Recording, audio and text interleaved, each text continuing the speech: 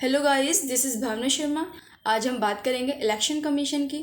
आपके Laxmikant polity book से related है। इसकी कुछ टर्म्स को हम आज देख लेते हैं। आपकी स्क्रीन पे हैं ये, जैसे कंपोजिशन, टेन्यूर देखेंगे कि कितनी वर्ष के लिए इसको चुना जाता है। कंपोजिशन देखेंगे, इसका रिमूवल देखेंगे, इसको कैसे रिमूव किया जाता है इसके ऑफिस से, और इसके फंक्शंस देखेंगे। ठीक है, तो इसका आर्टिकल 324 में इसके फंक्शंस और इसके रिमूवल्स का इसको डिस्क्राइब किया गया है।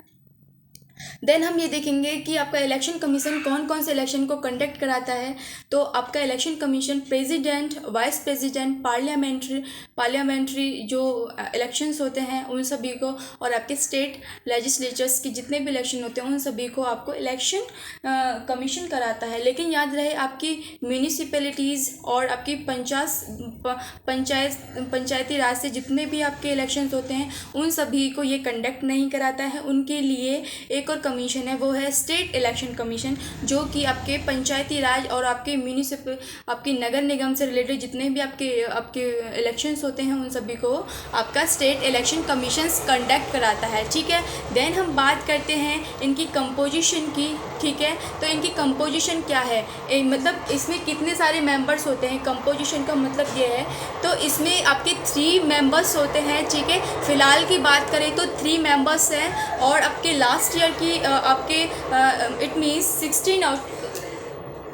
15 अक्टूबर 1969 को। ठीक है, कितने मेंबर्स थे, ये सिर्फ 1 मेंबर बॉडी थी। ठीक है, 1 मेंबर था इसमें। लेकिन आपके 16 अक्टूबर को 1989 में ये 2 बॉडी मेंबर हो गई। उसके बाद अभी फ़िलहाल में देखिए तो इसमें 3 मेंबर्स हैं, जिनको कौन अपॉइंट करता है, उसको प्रेसिडेंट के द्वारा इनको अपॉइंट किया जाता है। और मेंबर्स जो होते हैं इसमें 1 इसमें कमिश्नर होता है, 2 मेंबर्स होते हैं। तो मेंबर्स इसमें कमिश्नर बन जाते हैं आफ्टर सम टाइम प्रोग्रेस के बाद।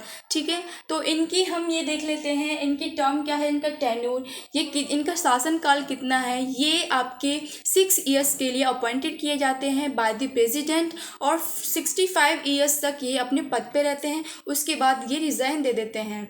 ठीक है, तो ये देख लेते हैं आपकी इंडिपेंडेंस क्या है इनके पास इंडिपेंडेंस है कि ये अपने टेन्योर, इट मीन्स अपने शासनकाल को सिक्योर कर सकते हैं, सिक्योरिटी कर सकते हैं। ऐसा नहीं है कि इनकी अपॉइंटेड करने के बाद इनके टेन्योर को बढ़ा दिया जाए या घटा दिया जाए, ऐसा नहीं होगा। अगर ऐसा होता है तो वो कॉन्स्टिट्यूशन के खिलाफ है। ठीक है, तो ऐसा कोई कर भी नहीं सकता है। और इनकी जो सैलरी होती है और इनके ये जो भी इनको फैसिलिटीज़ प्रोवाइड होती हैं, इनको अपॉइंटेड करने के बाद वो बदली नहीं जा सकती हैं। ये इनके पास इंडिपेंडेंस है, और ये रिज़ाइन देने के बाद किसी भी गवर्नमेंट सर्विस में अपॉइंटेड हो सके, इनके पास इसकी पूरी इंडिपेंडेंस है। ठीक है, और इनका जो टेन्योर है और इनकी जो सैलरी की प्रिस्क्राइप्शन, इनकी जो निर्धारित जो समय है उसको निर्धारित नहीं किया गया है कॉन्स्टिट्यूशन के अंदर।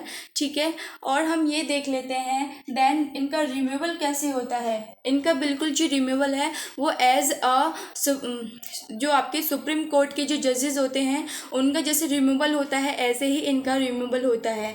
ठीक है, उनका रिमूवल कैसे होता है, अगर मिसबिहेवियर के लेवल पे, और जैसे मिसबिहेवियर करते हैं, इट मीन्स वो कोई भी रिश्वत लेते हैं, तो उस समय में आपका प्रेसिडेंट क्या करता है, उनकी रिपोर्ट को दोनों सदन के दोनों जो आपके राज्यसभा लोकसभा होते हैं उनके सामने रिपोर्ट को पेश करता है।